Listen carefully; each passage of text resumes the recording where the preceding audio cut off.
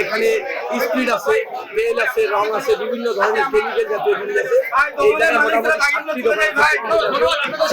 দোকান পুরা গেছে। এই কেমিক্যাল গুলো বাড়তে হওয়ার কারণে আরো দোকানটা বড় আকার ধারণ করার চেষ্টা করছিল। কারণ চতুর্পাশে আমাদের কাপড়ের দোকান আছে, এই কাপড়ের দোকানগুলোর মধ্যে যদি ছড়িয়ে যেত তাহলে পুরো বাজার আজকে কষ্ট হয়ে যেত।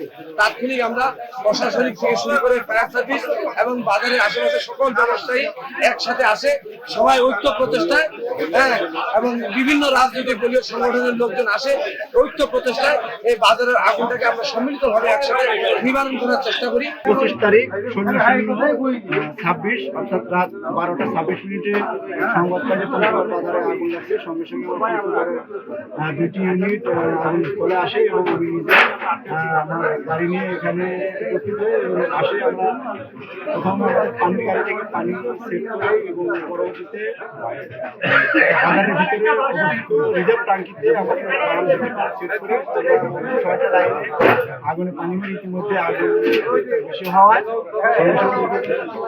সাপেক্ষে আমরা গোদা ফায়ার সার্ভিসের একটা ইউনিট মুভ করাই এবং আটোয়ারিকে মুভ করাই।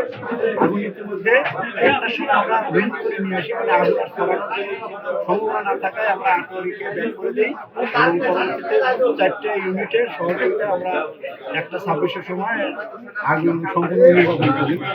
আগুনে বাজারে বিভিন্ন ধরনের টিন, কাপড় এবং হার্ডওয়্যারের 6টি দোকানে আগুনে থেকে আগুন কিভাবে লেগেছে এটা আমরা এখনো তদন্ত সাপেক্ষে বলা যাবে। তবে প্রাথমিকভাবে ধারণা করা হচ্ছে যে বৈদ্যুতিক শর্ট সার্কিট থেকে হয়তো আগুনের লাগে।